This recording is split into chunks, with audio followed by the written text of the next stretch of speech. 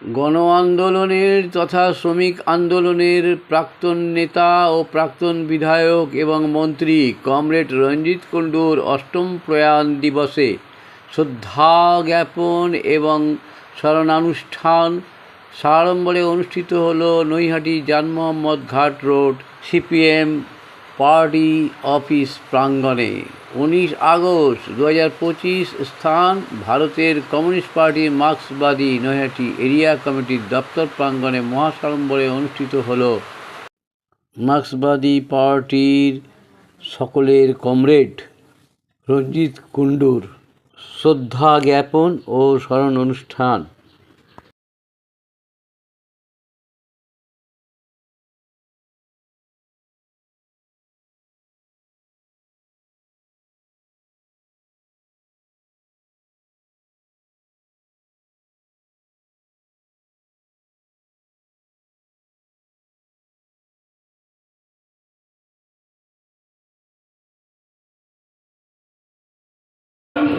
দেশ উন্নয়ন ঘটেছে নিশ্চয়ই। 79 বছর একটা জায়গায় দাঁড়িয়ে দেশ থাকতে পারে না। জ্ঞান, বিজ্ঞান, প্রযুক্তি সব কিছুতে উন্নয়ন ঘটেছে, কিন্তু সেই উন্নয়নের যে ফল, সেই উন্নয়নের যে সার, সে তো ধনী আর যারা ধনী লোক, যারা উচ্চবিত্ত মানুষ, তাদের কাছে পৌঁছেছে। সাধারণ মানুষের কাছে তো পৌঁছেনি। তাহলে এই সাধারণ মানুষের কাছে পৌঁছবার জন্য যে আন্দোলন সংগ্রাম যা দীর্ঘকাল ধরে চলেছে, আমাদের পূর্বসূরীরা সেগুলি দিয়ে আবার আমাদেরকে টেনে নিয়ে যেতে হচ্ছে, আমাদেরকে তাদের পাশে দাঁড়াতে হচ্ছে। স্বাধীনতার প্রতি অর্থ, সেই অর্থ আমাদেরকেই মানুষের কাছে পৌঁছে দেওয়ার দায়িত্ব গ্রহণ করতে হচ্ছে। এই কাজ তো ওরাই আমাদের শিখিয়েছে, এই কাজ তো রঞ্জিত কুণ্ডুরাই আমাদের শিখিয়েছে। এই শ্রমজীবী মানুষের পাশে দাঁড়ানো, সাধারণ মানুষের পাশে দাঁড়ানো, তাদের কাছ থেকে আমরা এগুলোকে শিখেছি, আমরা জেনেছি। তাই আজকের এই কঠিন সময় যখনই আমরা দেখি আজকে ভাষার জন্য আমাদের একটা সরকার আছে রাজ্যে, আমাদের কেন্দ্রের সরকার আছে, তারা কেউ ধর্মের নামে আগুন খাইয়ে মানুষকে ঘুম পাড়িয়ে রাখার চেষ্টা করছে, মানুষকে প্রতি বিভাজন তৈরি করার চেষ্টা করছে ধর্মের নামে, যাতে সেবার সমস্যার কথা না বলে।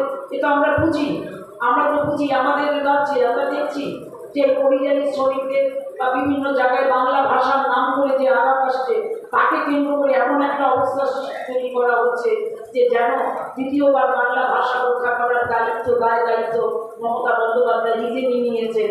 ভাষা সৈনিক যারা সৈনিক রয়েছে বাংলা ভাষার জন্য, তাদের সেই যে আত্মদান, সেটাকে নস্যাৎ করে দিয়ে তারা নতুন করে ভাষা আন্দোলন করবে বলে ঠিক করেছেন। কোনো একদিন দেখা যাবে যে স্বাধীনতা আন্দোলন, সেই স্বাধীনতা দেশকে, ভারতবর্ষকে তিনি স্বাধীন করছে, এইরকম একটা পরিস্থিতির কথা চিন্তা করে মোদী সাহেবের সাথে, ট্রাম্পের সাথে যোগাযোগ করে এই কাজও তারা করতে পারে মানুষকে, তাদেরকে তার সমস্যা থেকে চোখ ফেরাবার জন্য।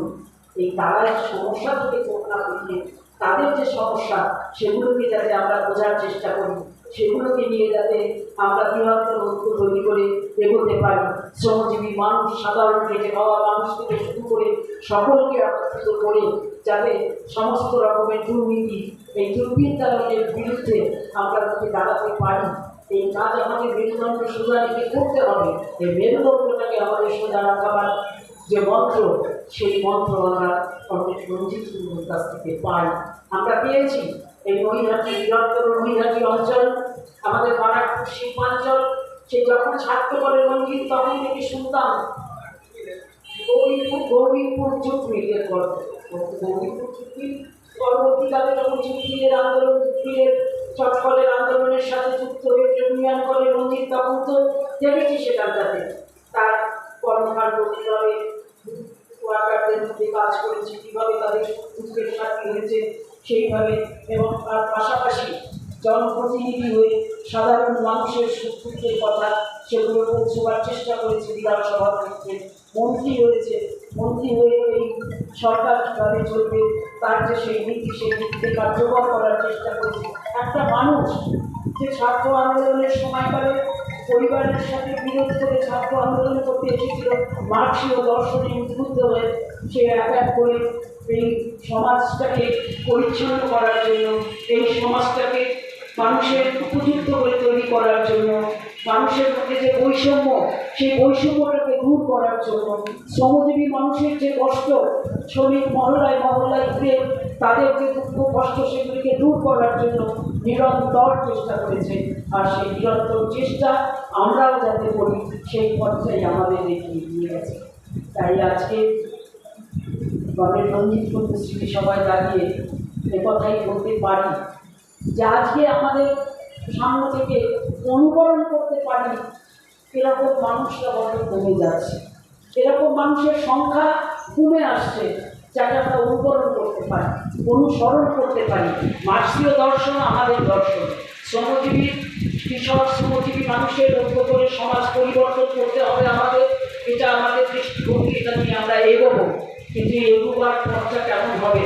এই এগোবার পথের যে ঐক্য, এই এগোবার পথে সংগঠনকে শক্তিশালী করে তোলা, এই এগোবার পথে মানুষের সাথে প্রতিদিন যে যোগাযোগ, এই সমস্ত বিষয়গুলোকে আমাদের কমরেডরা, আমাদের নেতৃত্বরা যারা আমরা দেখেছি তাদেরকে অনুসরণ করেছি আমরা, আজকে সেই জায়গাটা অনেক আলাদা হয়ে যাচ্ছে।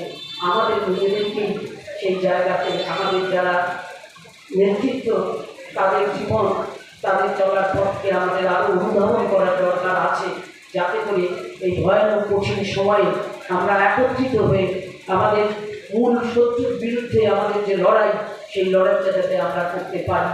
একদিকে কেন্দ্র, একদিকে রাজ্য, আমরা জানি যে তাদের যে মক ফাইট চলছে, এই মক ফাইট 2026-এর জন্যে, এই মক ফাইট নির্বাচনের সময় থাকবে না।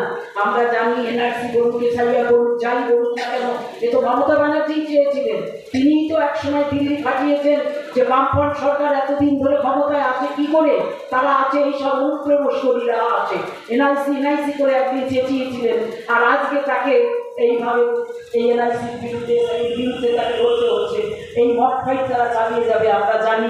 আর তার মধ্য দিয়ে আমাদেরকে প্রস্তুত হতে হবে, যেমন করে আমরা 26-এর জন্য প্রস্তুত হব, যেমন করে আমরা আমাদের শ্রমজীবী, আমাদের পরিযায়ী শ্রমিক, আমাদের সাধারণ খেটে খাওয়া মানুষের তাদের পাশে আমরা দাঁড়াবো। ঠিক একইভাবে আমাদের ছাত্র যুব থেকে শুরু করে একেবারে যে মানুষদের কাছে আমরা পৌঁছতে পারিনি, সেই মানুষদের কাছে আমরা পৌঁছবার চেষ্টা করবো। কমরেড রঞ্জিত কুণ্ডু স্মরণ সভায় এটাই হোক আজকে আমাদের শপথ। আমরা ভুলে যাব না, যাই কখনো এই কমরেড রঞ্জিত কুণ্ডুদের অবদান।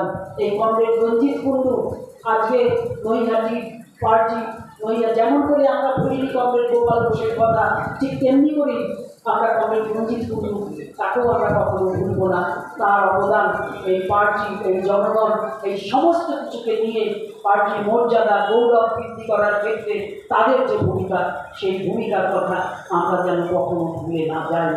আমি আর একবার কমরেড রঞ্জিতের প্রতি আমার শ্রদ্ধা, আমার ভালোবাসা জানাই আমার কথা শেষ করব।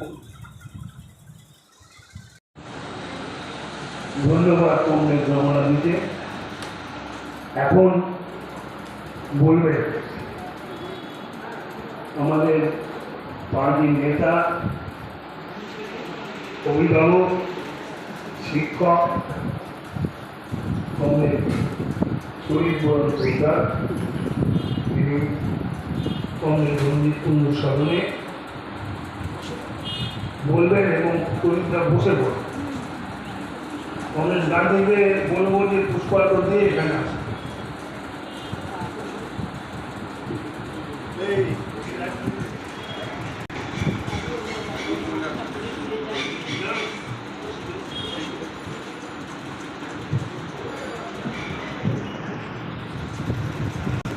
দাঁড়িয়ে বলবে 20 মিনিটের বেশি বলা যাবে না।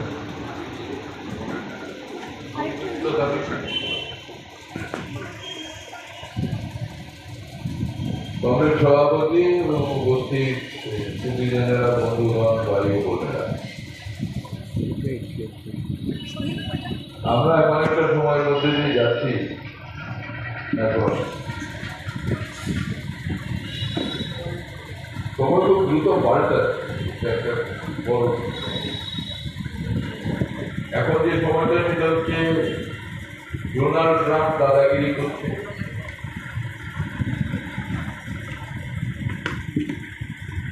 যার পরে গেলে তো আপনারা এই আমাদের প্রধানমন্ত্রী সেই যাত্রার রাজা যেরকম কর পায় ওরকম ফালতু করতে যাচ্ছে মোদী। আর এখানে মমতা ব্যানার্জি যত ইচ্ছা চিৎকার করে যাচ্ছে ইচ্ছা করে। আসলে মানুষের কোনো বিকল্প নেই। এইরকম একটা সময়ের মধ্যে দিয়ে আমরা যাচ্ছি। সেই সময় আমরা আমাদের যারা চলে গেছেন তাদের কাজ, তাদের আত্মত্যাগ, তাদের আরম্ভ করা কাজ যা রেখে গেছেন অন্যদের জন্য, পরবর্তী প্রজন্মের জন্য, পরবর্তী জন্য, সেই সব আমাদের সামনে আসছে আলোচনার জন্য, পর্যালোচনার জন্য। কিন্তু পরিস্থিতির সঙ্গে সঙ্গতি রেখে চলতে গেলে আমাকে ভাবতেই হচ্ছে ডোনাল্ড ট্রাম্প, নরেন্দ্র মোদী আর মমতা ব্যানার্জি। এরকম স্ট্যান্ডার্ডের মুখ্যমন্ত্রী, এরকম স্ট্যান্ডার্ডের প্রধানমন্ত্রী আর এরকম স্ট্যান্ডার্ডের একজন আমেরিকান রাষ্ট্রপতি এর আগে কোনো হয়নি, কল্পনাও করা যায়নি যে এরকম হতে পারে। আমেরিকার রাষ্ট্রপতিরা তো ভালো আগে তার মধ্যে। ডোনাল্ড ট্রাম্প তো ভিয়েতনামে যুদ্ধ করতে যায়নি, যুদ্ধ করতে যারা গিয়েছিল তাদেরকে ঠেকানোর কাজ করেছিল, কিন্তু চক্রবর্তী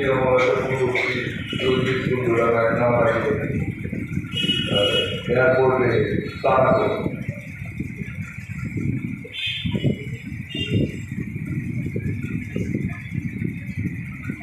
যাই হোক, সেটা হচ্ছে যে আমরা এতে কথা শুধু একটা মুখে উচ্চারণ করার জন্য নয়, ওই গভীরে একটু দেখতে হবে। ডোনাল্ড ট্রাম্প হচ্ছে প্রমোটার, রবিবারই ব্যবসা করে, গাজার তীর দখল করবে। গাজার তীর কেন দখল করবে? আপনি আপনি যে বোধহয় আগের রাজাদের মতো কিচ্ছু না, ওইখানে ঘর বাড়ি তৈরি করেছে, জায়গাটা খুব ভালো, সমুদ্রের পাড়ে লম্বা একটা দ্বীপ হবে, সেটা ভালো। এলান মাস্কের সঙ্গে গন্ডগোল হয়ে গেল কেন? ও এক ধরনের শিল্পপতি, এ আরেক ধরনের ব্যক্তি। এই সংঘাতটা পুঁজি, সংঘাতটা পুঁজি, এই লগ্নি পুঁজির দুনিয়াতে এই দুই ব্যক্তির যে লড়াই, সেটা দুই ব্যক্তির লড়াই না,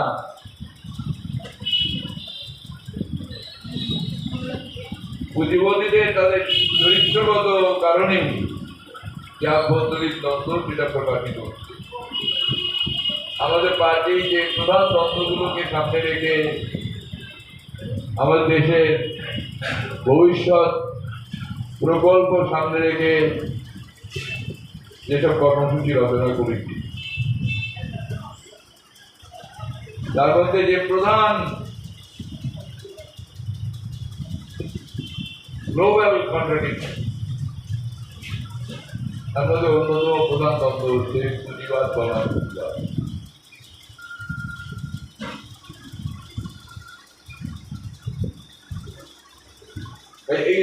এইগুলোর কথা মনে রেখেই ওদের যে ব্যক্তিগত যে বিষয়গুলো প্রচারের মধ্যে আসছে, তার আভ্যন্তরীণ বিষয়টা আমাদের উপলব্ধি করছে, যেটা ব্যক্তিগত ব্যাপার নয়।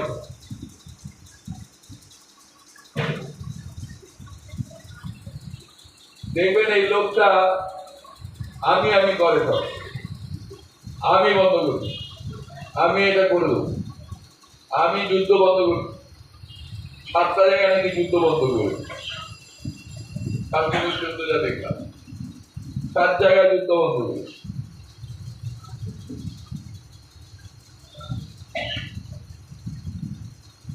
আর এটাও মনে রাখতে হবে যে আমেরিকান সাম্রাজ্যবাদ কিন্তু অ্যালাইড ফোর্স হিসাবে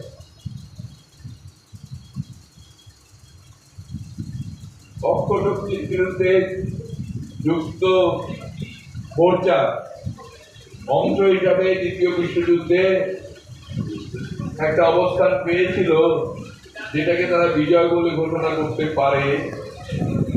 তার পেছনের কারিগর ছিল যে কমিউনিস্টরা, কংগ্রেস লীগের নেতৃত্বে।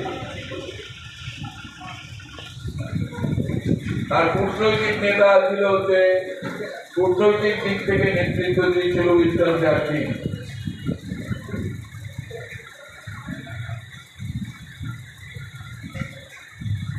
বাধ্য হয়ে উইনস্টন চার্চিল ওরকম চেষ্টা করে দিল না, কিন্তু বিচক্ষণ লোক পরিস্থিতি বুঝে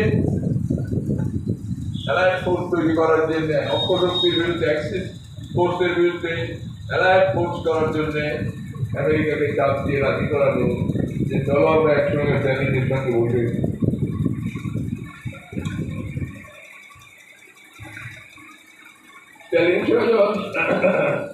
তার আগে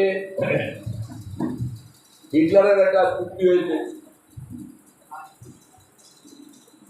তাকে সেই সময়কার রাজনৈতিক বিশ্লেষকরা বলেছেন যে it is a shake hand with daggers behind. এক হাতে ছুরি আর এক হাতে হ্যান্ডশেক হই। ইতিহাস সত্যি যেটা প্রমাণ করলো যে it was a shake hand with daggers behind. কারণ শেষ পর্যন্ত জার্মানির বিরুদ্ধেই চূড়ান্ত লড়াই লড়তে হয়েছে সোভিয়েত ইউনিয়নকে স্ট্যালিনের নেতৃত্বে, যেখানে বাধ্য হয়ে উইনস্টন চার্চিলের নেতৃত্বে পুঁজিবাদী সাম্রাজ্যবাদী শক্তি এতে যুক্ত হয়ে এক অ্যালায়েড ফোর্স তৈরি করেছিল এগেইনস্ট দ্য অ্যাক্সিস পাওয়ার।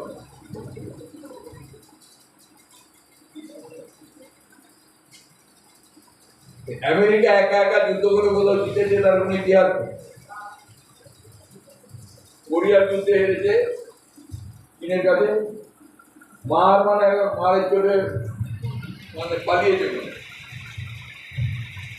অনেকদিন ধরে চেষ্টা করেছে ভিয়েতনামে, এবং এমন কোনো অত্যাচার নেই যা করে। নেপা বোমা ছেড়ে দিয়ে আগুন দিয়ে পুড়িয়ে দিচ্ছে ঘর বাড়ি জমি জঙ্গল। একবার এমন হলো যে নেপা বোমা ছড়েছে, জঙ্গলে আগুন লেগেছে, আগুন লেগে বাতাস কাঠকো এই সাইডে ওপরে উঠে গেছে, চারদিকে জমি বাষ্পপূর্ণ বায়ু এসে বৃষ্টি নেমে আগুন নিভে দিচ্ছে। ওর বোমা নিষ্ফল হয়ে গেল, বিজ্ঞানী নিষ্ফল করে দিল ওর বোমা। বিজ্ঞান যে মারণাস্ত্র তৈরি করেছে, সেই মারণাস্ত্রের অ্যাপ্লিকেশন ভিয়েতনামে যেটা হয়েছিল সেটা বিজ্ঞানী সেটাকে নস্যাৎ করে দিল। আজকে এরা বলছে যে এই আমেরিকান প্রেসিডেন্ট একটার পর একটা এসছে, ডোনাল্ড ট্রাম্প একটু গাওয়ার টাইপের আছে, যে মারণাস্ত্র নাকি অন্য দেশের বেশি আছে, ইরানে মারণাস্ত্র আছে। এটাকে ইরাকে এইসব করে ওখানে তো প্রায় দুটো বেটা বাদে বাকি সব হচ্ছে আমেরিকা। এখন বলছি ইরানে আছে, আর ইরানের সঙ্গে যার সম্পর্ক আছে তার উপরে স্যাংশন হবে, ঘেরাও হবে বাণিজ্য। এই যে বাণিজ্য যুদ্ধ যেটা চলছে সেটা বর্তমানে লগ্নি পুঁজির আভ্যন্তরীণ লড়াই এবং লগ্নি পুঁজির সঙ্গে জনগণের স্বার্থের যে লড়াই, তার বহিঃপ্রকাশ। সেটা এখন ট্যারিফ যুদ্ধে, ট্যাক্সের যুদ্ধে রূপান্তরিত।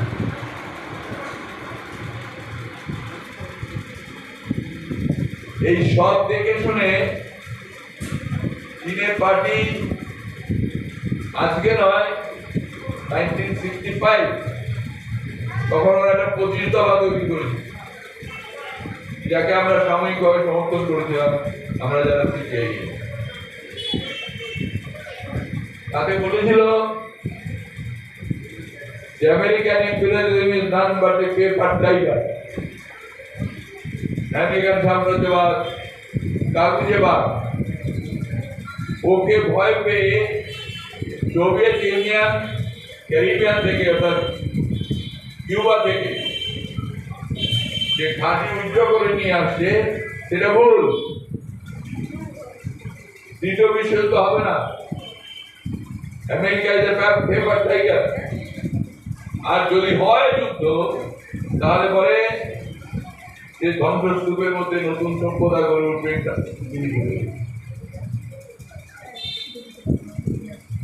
এই ছিল সেদিন চীনের পার্টির বক্তব্য, আমরা সাময়িকভাবে সেটাকে সমর্থন করি।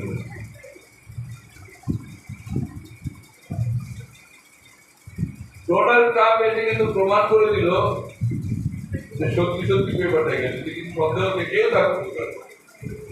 ডোনাল্ড ট্রাম্প মোটামুটি এটা ওই জেলেনস্কি পুতিন এই সমস্যা হ্যান্ডেল করতে গিয়ে এবং আরো যেসব সমস্যা আছে, ইরান সমস্যা হ্যান্ডেল করতে গিয়ে এবং আরো যেসব সমস্যা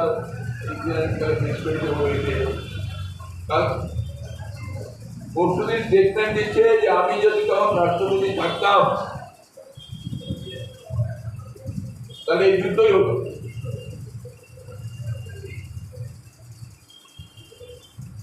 মানে ঠিক মমতা ব্যানার্জির মতো আমি যদি মোদির মতো মারা যাত্রা ঢঙে বলেন তো, যাত্রা আমাদের দেশে খুব পপুলার, এই জন্য লোকের বুঝতে একটু সময় লেগেছে।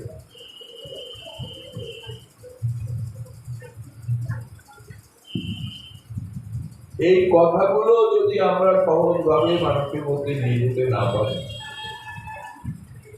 তাহলে এফেক্ট কি করে, ভাষণবাদী হবে কিন্তু মানুষের মধ্যে সেই এফেক্ট আছে। রঞ্জিত খুব উদ্দেশ্যী বক্তা ছিল তা নয়, কিন্তু সহজভাবে কথা বলতে পারতো যেটা মানুষের কাছে গ্রহণযোগ্য। আমি একটা ঐতিহাসিক ঘটনার সাক্ষী। আমরা তখন খুব বেশি এলাকার মধ্যে চলাফেরা করতে পারতাম না, ৭২ সালের পরে। তো দুপুরবেলা কলকাতা চলে যেতাম, আলিউদ্দিন স্ট্রিটে গেছি, 33 আলিউদ্দিন স্ট্রিট, ওই বড় ঘরটায়। এখানে দেখবি প্রমোদ পায়চারি করছে, শুরু কাটছে, আর জ্যোতি বসু তার চেয়ারে বসে পাশে একটা বারান্দায় ঘেরা ঘর, দুটো চেয়ার একসঙ্গে বসে না, পশ্চিম দিকে মুখ করে বসে আছে নিয়ে জ্যোতি বস, পূব দিকে মুখ করে বসে আছে প্রমোদার। এখানে একজন আর কোনো জায়গা নেই, এত বড় লিডার তাদের ঘরের অবস্থায়। আমি ওই ঘরে উঁকি মেরে দেখি জ্যোতি বসু ওই প্রুফ রিডিং করছে, দেশ থেকে এনে সব দিচ্ছে আর উনি বসে বসে ভাবুন জ্যোতি বসু কিন্তু প্রুফ রিডিং কোনো কাজ অবহেলা না। অনেক সময় বলেছেন যে এক একটা সময় আছে যখন একটা পোস্টার মারাও বিপ্লবের কাজ। একটা জন্মদিনে বলতে গিয়ে বলছি যে সেই সময় কমিউনিস্ট পার্টির হয়ে কথা বলাটাই একটা বিপ্লবী কাজ। আর এখানে নৈহাটির মাঠে, মিউনিসিপ্যালিটির মাঠে দেখিব প্রদর্শী বক্তা, তো মানে মানুষকে ঝাঁকুনি দিয়ে কাঁপিয়ে বুঝিয়ে দিয়েছেন যে ওই সময়কার বিপ্লবী আন্দোলনের কথা বলাটা কত মূল্যবান। বাংলার এক কৃষকার যুবক, সে বলছে আমার দেশের ক্ষুধা এবং দুনিয়ার মানুষের ক্ষুধায় দুনিয়ার মজদুর এক হোক, তার নাম হলো ধরা। এই মাঠে ঘুরতে ঘুরতে মাঠে আমরা কিছু লোক, আর কোনো লোক নেই, আর প্ল্যাটফর্মে আসা বক্তৃতা মাঠে আসতে ভয় পাচ্ছে। এই সময়টা কিন্তু কাটিয়েছি। যাই হোক, এই সময় দেখি যে হরে কৃষ্ণ কুমার ওগুলো সাপ্লাই বুকে ঘুরছে, যোগী বসু প্রোগ্রেডিং করছে, আর সাপ্লায়ার হচ্ছে হরে কৃষ্ণ কুমার।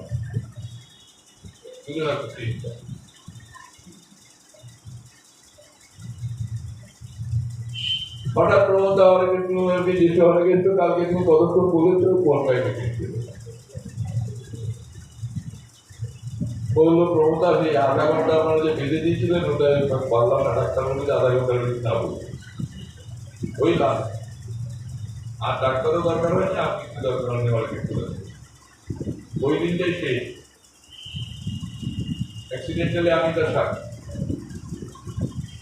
বলছে আধা ঘন্টা পানি নিয়ে কত লেগেছে বললে 45-50 মিনিট হবে। এমন দুর্ভাগ্য পরহীন এই সময় রঞ্জিত মিত্র এসে আছে। দুটো রঞ্জিত ছিল, একটা মিত্র একটা টুকু।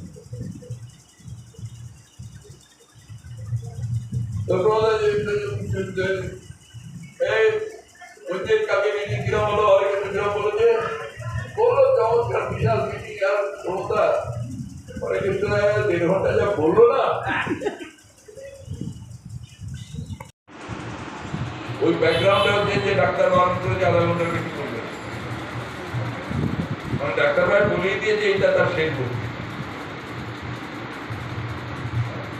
তো প্রমোদা আবেগ তাড়িত হয়ে শুনছেন যোগীবাবু, শুনছেন হরে কৃষ্ণ কি করেছে? কি হচ্ছে বলো, কালকে 1.5 ঘন্টা বলেছে। আর হরে কৃষ্ণ যেন চোরের মতো মাথা নিচু করে দাঁড়িয়ে নেতৃত্বে পারস্পরিক সম্পর্কটা ধরা গলায় কথা বলতে শুনিনি। রমলা সবচেয়ে কাছে থেকেছে, রমলা বলে গলা সেদিন গলা জড়িয়ে এসেছিল, বললো কেন বলে না আপনার গলা বারণ। আমরা অনেক কথা বলে ডাক্তারকে পারমিশন নিয়ে ইত্যাদি করি, পূর্ণ সিচুয়েশন। তারপরে সামনে নিয়ে যদি কিছু বলছেন যে আচ্ছা আমি এত ছোট যে বলেছি যেগুলো মানুষ গ্রহণ করো, বোঝে, কেন বলে?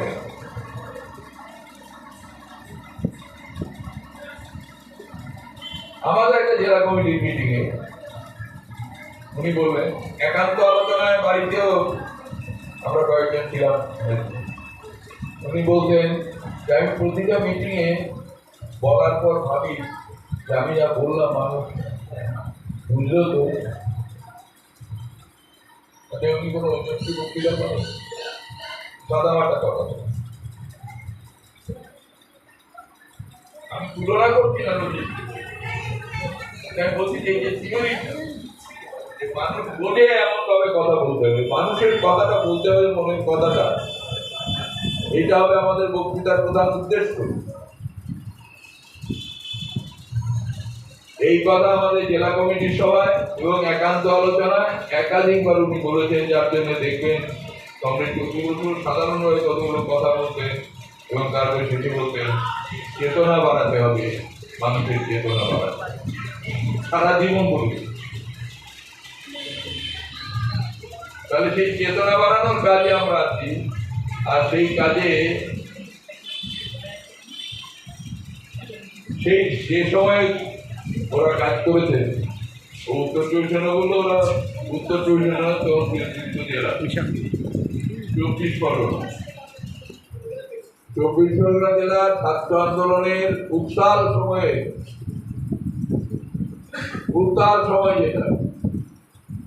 যেটা ইতিহাসে লেখা থাকে বাংলার ছাত্র আন্দোলনের ইতিহাস, সেই সময়কার জুটি হচ্ছে কমরেড রঞ্জিত কুন্ডু এবং রমলা ভট্টের।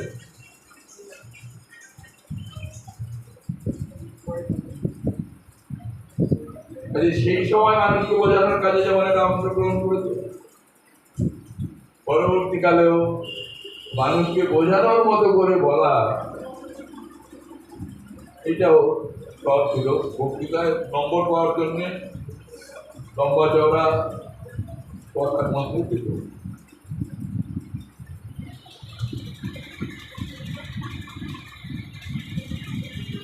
আমরা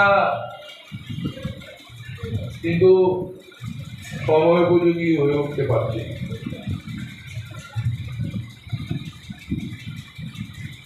একটা কথা ধরুন, এই আর্টিকল শুধু একটা আর্টিকল বললে কিন্তু সবটা বোঝায়। পাঁচটি থেকে আরম্ভ করে গতকাল পর্যন্ত যা যা হয়েছে সব বোঝায়। আর্টিকলের সিম্বল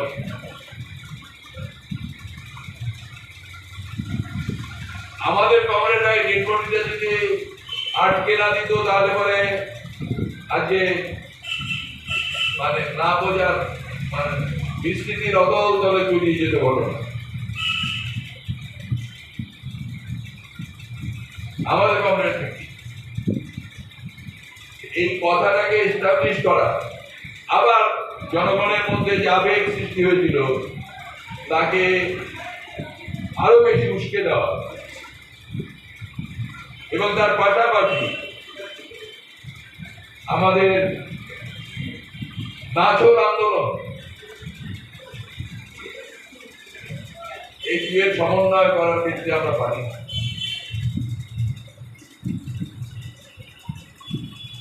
ইসলামিত্র যখন জেলে, তখন কবি গোলাম কুদ্দুস ইসলামিত্র করে কবিতা লিখেছে, সেটা আমি আবৃত্তি করছি না, লাইন করছি। প্রথমে ওরা থানায় ধরে নিয়ে যায়, তারপর অত্যাচার, ভাই হয়ে তা বলিব কেমন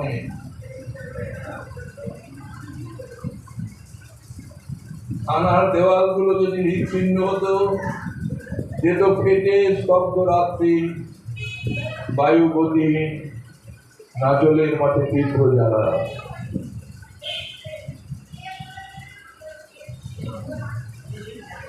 আর্টিকলের ওই সেমিনার রুমের দেওয়ালগুলো যদি হৃৎপিণ্ড হতো তাহলে যেত পেটে স্তব্ধ রাত্রি, বায়ু গতিহীন, বাংলার মুখে তীব্র জ্বালা। জ্বালা কিন্তু আছে এখনো।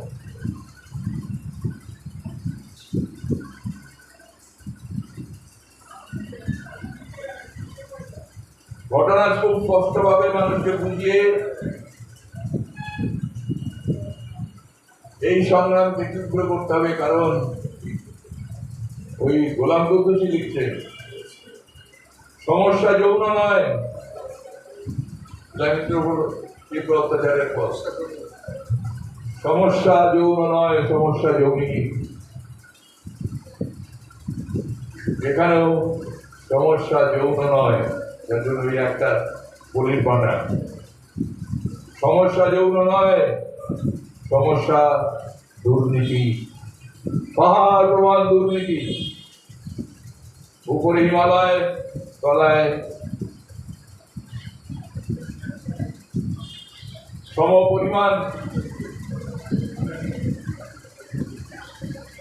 এই পাহাড় প্রমাণ দুর্নীতি, গোটা ব্যবস্থাটা দুর্নীতি। দুর্নীতি ছাড়া কিছু নেই, সোজা কথা। দুর্নীতির আবরণে আবৃত্তি হয়ে আছে গোটা ব্যবস্থা নেই। প্রতিটা স্টেপ আপনাকে দুর্নীতির মধ্যে ঠেলে নিয়ে যাবে অথবা দুর্নীতির মুখোমুখি দাঁড় করা। সেই জন্যে এটা একটা খুবই বড় বিষয়, কেন্দ্রীয় বিষয় হয়ে যায় পশ্চিমবাংলার রাজনীতির ক্ষেত্রে। আজকে যখন আমাদের গাজার পেছনে দাঁড়ানোর কথা, যখন ইউক্রেনের পেছনে মাথা ঘামানোর কথা, যখন ডোনাল্ড ট্রাম্প আর পুতিনের শীর্ষ বৈঠক হচ্ছে আলাস্কাতে, সেই নিয়ে সাম্রাজ্যবাদের বিরুদ্ধে, শান্তির পক্ষে, যুদ্ধের বিরুদ্ধে আমাদের রাস্তায় নামার কথা, সব বুঝতে পেরেও আমরা স্থানীয়ভাবে দেশের এবং রাজ্যের অভ্যন্তরীণ বিষয় নিয়ে এতটাই জর্জরিত, এতটাই পীড়িত যে আমরা সেই সুযোগ গ্রহণ করতে পারি। কবে কমিউনিস্টরা সহ্য করেছে পৃথিবীর যেখানে অত্যাচার হোক তার বিরুদ্ধে কথা না বলছি? কথা আমরা বলছি কিন্তু নামতে পারছি না। নামতে হচ্ছে আর্থিকর নিয়ে, নামতে হচ্ছে আরো পরবর্তী যেসব ঘটনা আছে। আমার নামে একটা বাচ্চা মেয়ে, এটা ইলেকশনে জিতে বাচ্চাটাকে চাবি পাঠাবি, সেটা বুঝলে একটা পায় বল আর কি।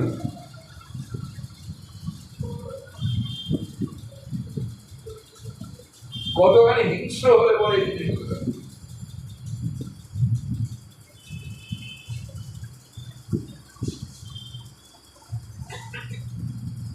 আমি হিংসাদার শব্দ উচ্চারণ করে সুকান্তকে স্মরণ করতে চাই। একেবারে বাস্তব ঘটনা বলতে, কি সাংঘাতিক হলো, কি মানবিকতা। যুদ্ধে জয়লাভ করার পরে যুদ্ধজয়ী মিলিটারিরা যেখানে দখল করে সেখানে এইভাবে করতে হয়। এরা নিজেরা ভাবছে যে কমিউনিস্টদের সঙ্গে যুদ্ধে ওরা জয়লাভ করেছে। হিটলার এরও ভেবেছিল জয়লাভ করতে পারে, এরাও পারবে। এদের যুদ্ধ জয় করেছে, তাই এখন অত্যাচার হবে। অত্যাচারের কোনো মাত্রা থাকে। যুদ্ধ জয়ের পরে মিলিটারি এরকম করে, পীড়িতদের উপর অত্যাচার এইভাবেই করে।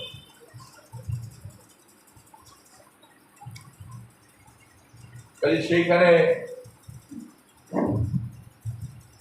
আমাদের প্রতিরোধ গড়ে তোলার কাজে এখনো যথেষ্ট ঘাটতি আছে, কিন্তু আমরা পিছপা হই, পালাইনি। আমরা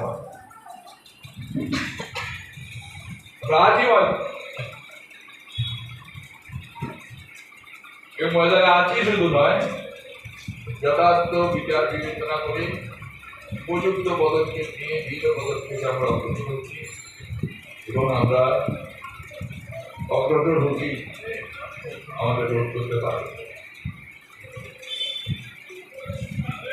এই প্রতিজ্ঞা আমাদের থাকতে হবে। আজকে কমরেড রঞ্জিতের স্মরণ সভায় এই কথাগুলো আমি বলছি এবং আগামী দিনে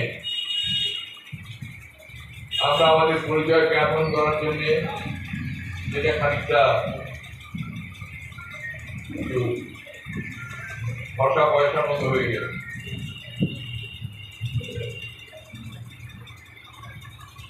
যে এই জনতা পার্টি, অমুক পার্টি, তমুক পার্টি, XYZ পার্টি, আর কমিউনিস্ট পার্টি, বিজেপি পার্টি, এরকম না। 1, 2, 3, 4, 10টা পার্টি আছে। সিপিআইএম বলে যে পার্টি আছে এটা একটু আলাদা। এই যে কমিউনিস্ট পার্টির বৈশিষ্ট্য এবং প্রতিনিয়ত আমাদের যে লক্ষ্য জনগণের গণতান্ত্রিক রাষ্ট্র প্রতিষ্ঠা করব, আমরা বুঝি এখন যুদ্ধ করে হয় না।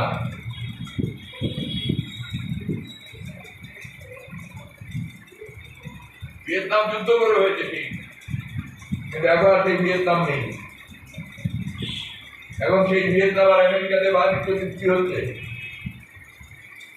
ভারতবর্ষের উপর ট্যাক্স চেপেছে 50%, ভিয়েতনামের উপর 20%। ভিয়েতনাম থেকে প্রচুর জিনিস তাদের বানিয়ে নিয়ে যেত।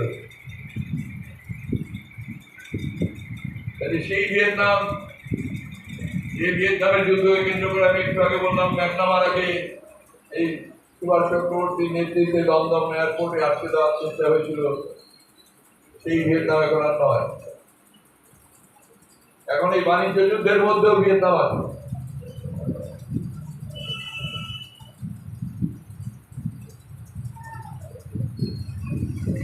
সেই সমস্ত দিক বিচার বিবেচনা করে আমরা এই বাণিজ্য যুদ্ধের বাজারে ভারতবর্ষে এবং পশ্চিমবঙ্গ আমাদের কাজ করে যাব। আমরাই তৈরি করেছি অ্যাক্সিডেন্টের কাজের গ্যারান্টি আইন আমরা, এবং আমরা যা যা করেছি আজ পর্যন্ত দেশের জন্য, জনগণের জন্য, শ্রমিকদের জন্য আইন আমরা করেছি একটার পর একটা। আমাদের আন্দোলনের ফলে কৃষকদের জন্য এমএসপি করা ইত্যাদি সমস্ত শব্দবন্ধ আমরা যা করেছি, এটা ন্যায্য, এই কথা মানুষকে আমরা বুঝিয়েছি, মানুষ এটা গ্রহণ করে দিয়ে এমএসপি হচ্ছে ন্যায্য। আমাদের আন্দোলনের ফলে আমরা দেশ জুড়ে মানুষের জন্য করেছি, কোনো সেক্টরিয়ান হইতে করিনি। আইন হয়েছে সারা দেশের জন্য। আমরা বাধ্য করেছি অনিচ্ছুক সরকারকে দেশের পিছনে জন্য আমাদের এসপিকে নিয়ে বাধ্য করেছি।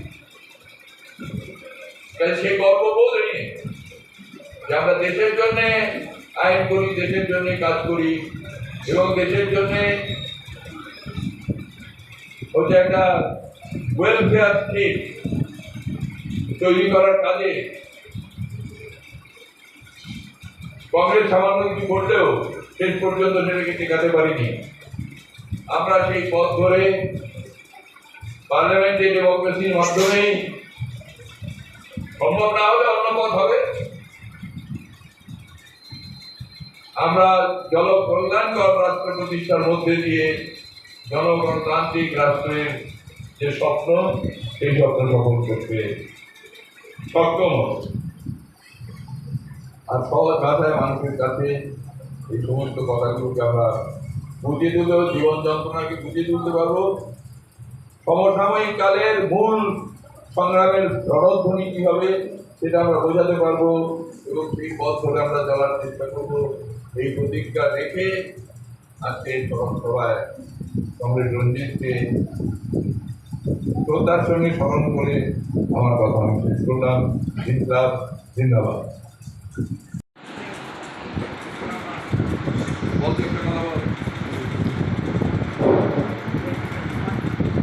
ধন্যবাদ আমাদের শ্রদ্ধার নেতাকে। এবারে স্মরণ করবে আমাদের পার্টির রাজ্য কমিটির অন্যতম সদস্য, সিআইটিউর জেলা সম্পাদক কংগ্রেস গান বিচারক।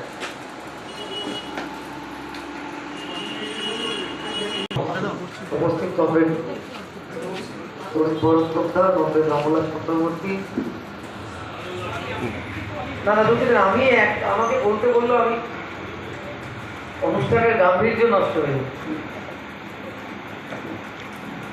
রমলাদি চলে যাচ্ছেন, বলেছে সরি। আমি বললাম তুমি যে এতক্ষণ বসে আছো এটাই অনেক, কারণ যেতে যেতে ওনার 11টা বাজে। যতই তাড়াতাড়ি যায়। অরিন্দা দীর্ঘক্ষণ বলেছেন, রমলাদিও বলেছেন। এবং যে বিষয়গুলো বলেছেন তাতে যেমন আজকের পৃথিবী রাজনৈতিক ভারসাম্য বিষয় আছে, আবার তার সঙ্গে আজকে পশ্চিমবঙ্গ আছে সবটাই। আবার সেই সময় দাঁড়িয়ে গণ আন্দোলন, ছাত্র আন্দোলন, কমরেড রঞ্জিত দাদের ভূমিকা, কীভাবে তারা আন্দোলন সংগ্রামে ঝাঁপিয়ে পড়েছিলেন সেটাও বলেছে। ফলে আমি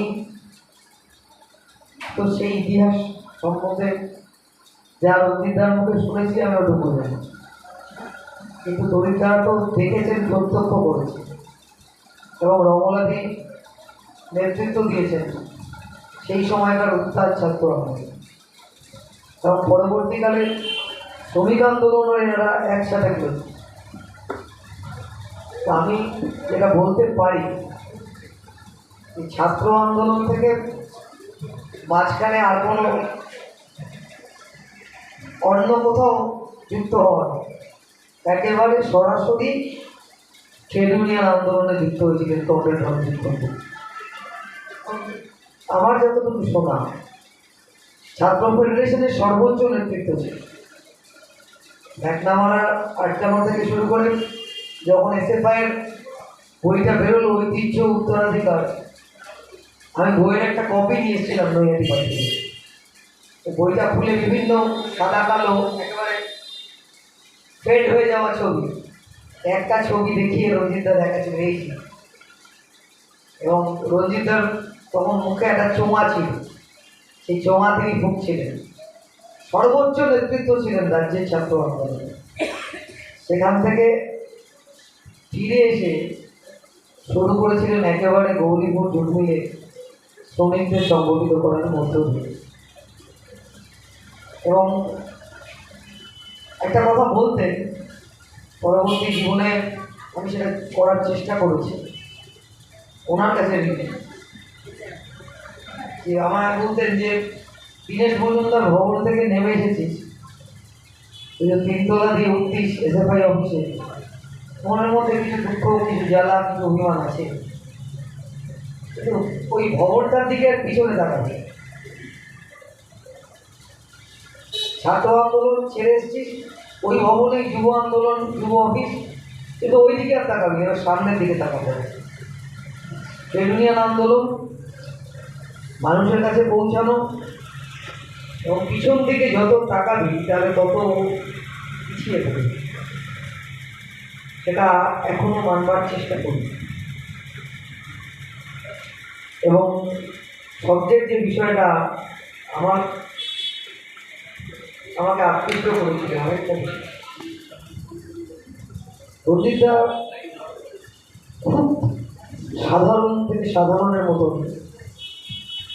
জীবনযাপন করতেন, এবং তিনি সমাজী মানুষের সঙ্গে একেবারে কাছে মিশতে পারতেন। এটা আমরা অনেকে পারি না, একটু দূরত্ব রেখে মিশে ফেলি। উনি কিন্তু সেটা করতেন, যখন গল্প ঠাট্টা আড্ডায় থাকতেন তখন মিশতে পারতেন। এবং অসাধারণ সাংগঠনিক বিষয়ে সবসময় মনে করতেন, যে কথাটা আমরা এখন বারবার বলি, যে মানুষের কাছে পৌঁছানো এবং সংগঠন, এই সাংগঠনিক দক্ষতা উনি যেভাবে দেখিয়েছিলেন, এবং শুধু নৈহাটি না, বরং পার্টি তৈরি করার কাজে নিজেকে সবসময় নিয়োজিত রেখেছেন। আমাদের তো এখন এই সময়টা আমাদের এখন পার্টি করা, তখন এত তো ইন্টারনেট, সোশ্যাল মিডিয়া, ফেসবুক ছিল না। ফলে অনেকগুলো সমস্যাও, আজকে যে সমস্যা, অনেকে মনে করেন যে আজকের সমস্যাটা অনেক ইজি, আজকের সমস্যাটা অনেক বেশি কঠিন, অনেক বেশি কঠিন। আমি সেই সময় যারা লড়াই করেছে তাকে কোনো ছোটো করছি, তাদের আক্রমণ ছিল, শারীরিক আক্রমণ ছিল ভয়ঙ্কর। তরিদা বলছিলেন যে এলাকায় থাকা যেত না, আলিয়ামুদ্দিনে গেছি, তরিদার কাছে গল্প শুনেছি যে মনুমেন্টের তলায় সবার দেখা হতো, আড্ডা হতো। রঞ্জিতদার কাছেই বিভিন্ন সময় গল্পের ছলে শুনেছি। হয়তো আজকে আমাদের সেইটা ফেস করতে হচ্ছে না। ভয়ঙ্কর মাথার জগতে এখন যেভাবে সায়েন্স অ্যান্ড টেকনোলজি রেভলিউশন এসে কিছু এখন আপনি কিছু নিজের মাথা কাটিয়ে দরকার নেই। আমি এখানে কি বক্তৃতা করবো এটাও এআই ঠিক করে দিতে পারে। রঞ্জিত কুণ্ডু কেমন মানুষ ছিলেন আপনি জিজ্ঞেস করুন চ্যাটজিপিটিতে, সেটা বড় খসড়া নামই দেবে, লেখা নামই। আমার ভয় ছিল যে একটা বিদেশ যাচ্ছি, ওই ভাষাটা জানি না, ইংরেজিতে লিখছি, টাকাটা দেখছি আমার কাছে গুগল ট্রান্সলেটার থেকে ভালো করে ট্রান্সলেশন হয়ে যাচ্ছে, এবং একদম বাংলা অ্যাকসেন্টে আমাকে লিখে দিচ্ছে যে বিদেশে গিয়ে আমি কি ভালো পাচ্ছি। এই বিষয় আগে ছিল। এই যে তখন কোডাক ক্যামেরায় রঞ্জিতদার ছবি তুলতে ভালোবাসতেন। আমার মনে আছে গৌরীপুরে তখন আমি ছাত্র ফেডারেশন করি, গৌরীপুরে ছাত্র ফেডারেশন আমাদের সিআই2 জেলা সম্মেলন হচ্ছে, রঞ্জিতদার একটা ক্যামেরা নিয়ে ছবি তুলছিলেন। তখন কোডাক ক্যামেরা অনেক আমাদের মানুষ ফটাফট মোবাইলে একসাথে দাঁড়িয়ে আমি একা ছবি তুলে নেব, তখন একটা ছবি পুরো ব্যাপার আর কি। এত ছবিটা আমার ছিল না, এত এত এখন যেমন অনুষ্ঠান হলো কিনা হলো ছবি উঠে গেছে এবং সবাই একটা পোস্ট করে দিল, এবং main stream media electronic media থেকে অনেক বেশি প্রভাবশালী এখন সোশ্যাল মিডিয়া। নিমেষেই যা খুশি তাই হয়ে যায়। এবং এই আক্রমণটা আমি ওই কথাটা তুললাম, আমার বাবা অসুস্থ 2018 সালে, রঞ্জিতদা তখন সুস্থ, তো ব্যারাকপুর সিটি হসপিটালে বাবাকে দেখতে গেছে। দুজনে আলোচনা হচ্ছে যে ভোট কি করে কমলো। রঞ্জিতদা বাবাকে বলছেন না, বাবা বলতে ওই যে যন্ত্রটা রয়েছে না, ওই যে যন্ত্রটা, এই যন্ত্রটার কারণে কিরকম বলে, এখন তো যন্ত্রে খবর পাবে, ডাইরেক্ট যোগাযোগটা কোথায়, ডাইরেক্ট যোগাযোগ এখন নেই। এই ডাইরেক্ট যোগাযোগ মানুষের সাথে রাখতে হয়, আমরা তো এখন ভুলে যাচ্ছি। আমাদের জেলা পার্টির পক্ষ থেকে 1 থেকে 21 তারিখ গণ অর্থ সংগ্রহ অভিযানের আহ্বান জানানো হয়েছে। সেটা শুধু গণ অর্থ সংগ্রহ ছিল না, জনসংযোগ ছিল। প্রতিদিন কি অসম্ভব পলিউশন হচ্ছে বলতে পারেন। এখন তো আপনাকে লড়তে হচ্ছে যে দ্য গ্রেট ক্যালকাটা কিলিং এর হিস্ট্রিটা কি ছিল। এখন আপনাকে লড়তে হচ্ছে সুরাবর্তী কি বলেছিল, সেই সময় জ্যোতি বোস কি বলেছে 46-এর বাংলা। প্রতিনিয়ত আপনাকে ওপার বাংলা পূর্ব বাংলা ভাগ হয়ে যাওয়ার পরে এখানে যে একদল মানুষ চলে এলো, সেই সময়কাটে ইতিহাস, কারণ ইতিহাস বিকৃতি হচ্ছে। কেরালা ছড়িয়ে এখন বেঙ্গল ফাইট, এবং আপনাকে প্রতিনিয়ত বলা হচ্ছে মোহনবাগান ইস্টবেঙ্গল খেলার মাঠ, খেলা দেখতে ওয়ান্স আপন আ টাইম আমি নিয়মিত যেতাম, এখন মাঠে গিয়ে আপনি খেলা দেখতে পারবেন না। আমার পরিবার সারা জীবন এখানকার থাকা পরিবার, কিন্তু আমার পরিবারের লোক আছে ইস্টবেঙ্গল সমর্থন, আবার এমন লোক আছে ওপার বাংলা থেকে আসা পরিবার মোহনবাগানকে সমর্থন করে, বুঝতে পারবেন না।